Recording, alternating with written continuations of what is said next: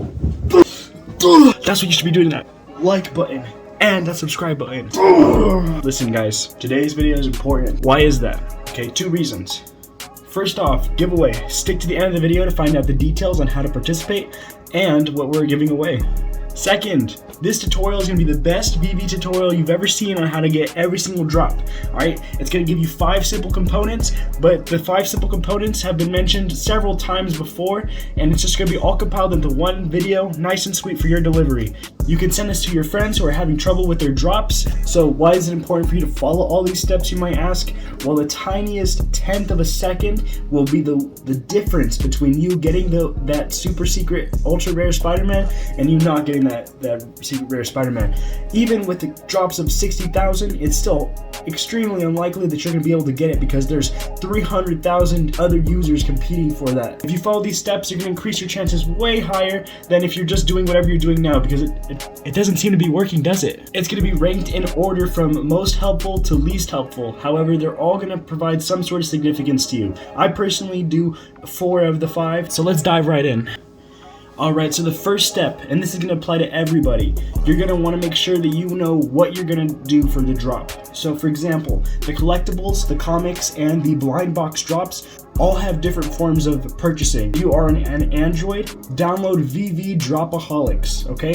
From here, it's going to give you a tutorial sort of example on what you should be doing for each different type of drop. So that way before each drop you can practice it on this Veve Dropaholic app and you'll be ready for when the time of the drop comes. So for our iPhone users, here's a demonstration of what it looks like for a comic drop.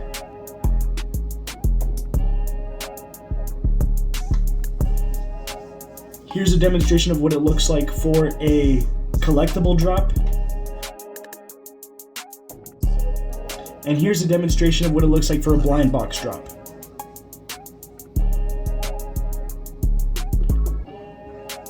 Now, if you notice, in each different one, there's a key point where you have to push, okay? And it's always in a different spot depending on what kind of drop it is.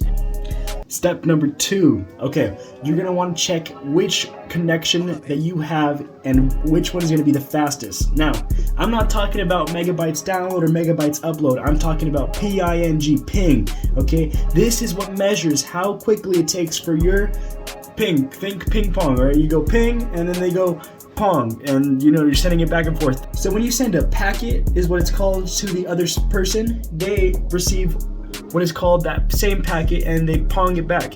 Now the measurement of time it takes between that is your ping. So to check your ping, all you have to do is download an app like Ookla.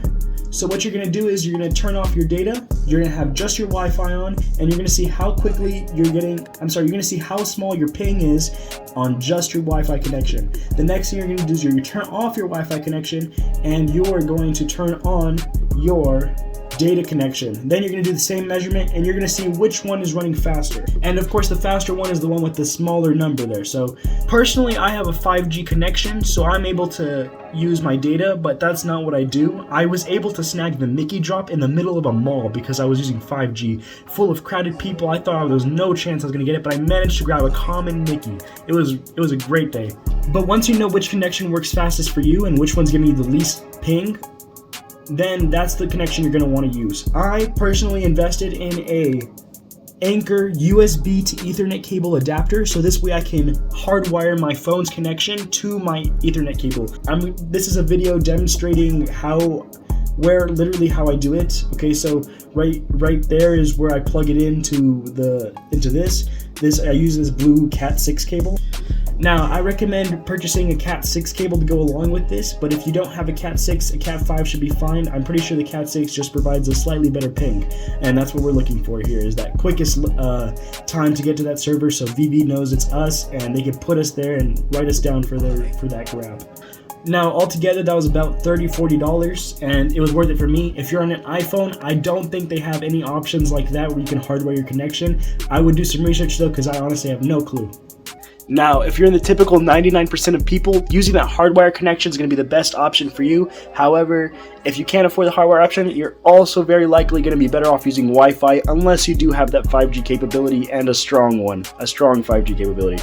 5G with just 4 bars isn't very, very, Okay, so this is the third step, but it's the last step that is applicable to the most amount of people. And that is, you want to back out of the page several times until you get close to that countdown drop time. Why is this important? Well, let's dive into it. Now, I know for Android this works. However, if you're on iPhone, it seems that people have issue with the app crashing. If you try and join in too late, it's a big loading screen, you're gonna get stuck in that. Personally, I have never had an issue with that being on Android and with a solid Wi-Fi connection. So why do you want to back out of the app and then go back into it? Well, I'll tell you why. The timer that it counts down isn't exactly accurate. Next step is going to help mitigate this as well. However, if you use the refresh method, it's a very simple and effective way of making sure you have the most accurate time. So when you push that button, it's not like half a second off, you know, and you end up losing it because half a second is it's just way out of the window. You know, you're done. You got to get there within the first 10th of a second. So that's why this is important. So steps 4 and 5 are actually extremely tricky to accomplish. No, step number 4, not so much. Step number 5, however, is extremely difficult for most people to achieve. So unless you're like 100% all in on Veve and it's like your freaking future, then step number 5 is for you. But first, let's go to step number 4.